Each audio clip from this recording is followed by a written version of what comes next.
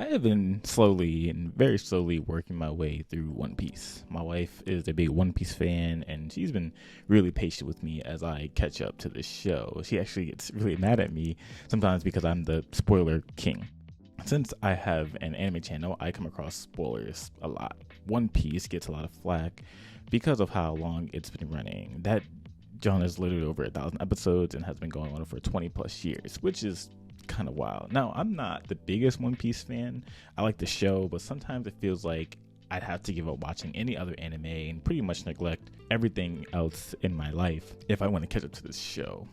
It's really unfortunate, actually. Nonetheless, my wife and I have been watching One Piece again, and we've been pretty much wrapped up the Thriller Bark arc. Honestly, the most boring arc until the very end. But I will say, there's a scene at the end that pointed out something significant to me in the Christian story, which, credit to my wife, she noticed it before me, so hope this video does well because, it was her idea. Towards the end of the Thriller Bark arc, Gecko Moria is pretty much defeated. Our hero Luffy, as always, steps up for his crew, saving the day and getting their shadows back. But just when you think they're in the clear, a warlord of the sea, Kuma, shows up on Thriller Bark. He's ready to wipe out everyone and everything and take Luffy's head. You watched this arc before, you already know that this doesn't happen. Instead, Zoro steps in and goes toe-to-toe with Kuma, but he can't beat him. Kuma is literally determined to capture Luffy, and then Kuma makes a deal with Zoro.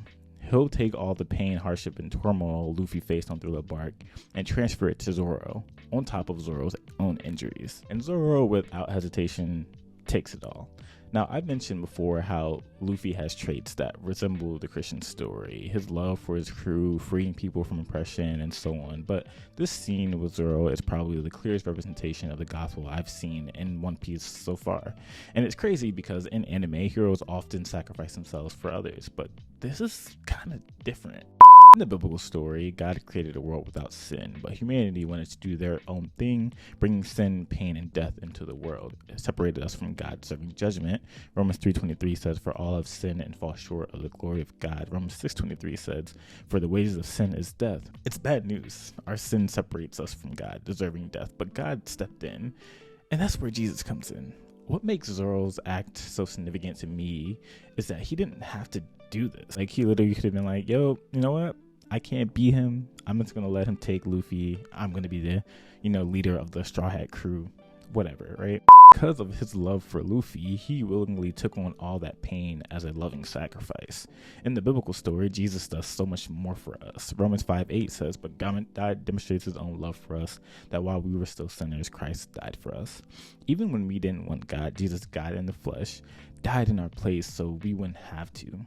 1 Peter 2:24 says, "He himself bore our sins in his body on the cross so that we might die to sin and live for righteousness. By his wounds you have been healed."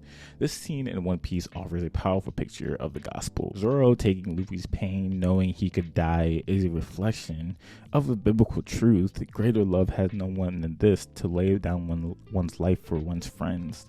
But unlike Zoro, who survives, Jesus actually died. He had to, because only his perfect, sinless life could take on the sins of the world and provide a sacrifice acceptable to God. And he didn't stay dead, though. He rose again, so we could be reconciled to a holy God. See, I love when shows do this, when they echo a truth that's already been fulfilled in reality. That pain, shame, guilt, or depression you might feel, Jesus bore it all on the cross so that you could live in right relationship with God and experience life as it was meant to be if you place your faith in Jesus. You know what? I think I might just stick around for One Piece after all. Let me know what you think of the video below. Leave your thoughts below. What do you think of Zoro's sacrifice in this episode? I know some of y'all are already, episodes and episodes beyond me, but entertain me. Thanks for watching. I'll catch you in the next video.